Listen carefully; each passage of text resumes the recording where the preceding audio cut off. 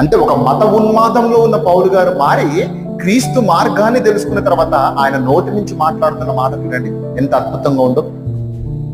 మొదటి అధ్యాయము 21వ వచనం ఏమంటున్నాడు ఇక్కడ చూడండి. నా మట్టుకైతే బ్రతుకుట క్రీస్తే, చావైతే నాకు లాభం అంటున్నాడు. ఈరోజు మనం మాట్లాడగలుగుతాం అంటే చావు అనగానే మనకు భయం కదా, భయంకరమైన భయం వణుకొచ్చేస్తుంది. అమ్మో చచ్చిపోతుంది, డాక్టర్ ఇంకా 10 రోజుల్లో చచ్చిపోతామని ఎలా ఉంటుంది మన పరిస్థితి? అయిపోయింది బాబు, నువ్వు అన్ని బెట్ట చదువుకో, ఏమైనా ఉంటే ఏమైనా చూసుకో ఆస్తులు, ఇంకా 10 రోజులు నీ పని అయిపోయింది, నువ్వు చచ్చిపోతావు అనగా ఎట్లుంటది? నిద్ర పట్టదు, మంచినీళ్ళు తాగలేడు, అన్నం తినలేడు, అందరిని చుట్టాలందరినీ పిలిపించుకుంటాడు, బంధువులందరినీ స్నేహితులందరినీ పిలిపించుకుని ముందు కూర్చొని మాట్లాడుతూ ఉంటాడు. అయిపోతుందరా 10 రోజులు అయిపోతుందని నా పరిస్థితి అది. కానీ పౌలు గారు ఏం చెప్తున్నాడు? నా మట్టుకైతే బ్రతుకుంటే క్రీస్తు అంట. ఉందా అండి మన అలాంటి ఆలోచన క్రైస్తవంలో వరకేనా? నా మట్టుకైతే బ్రతుకు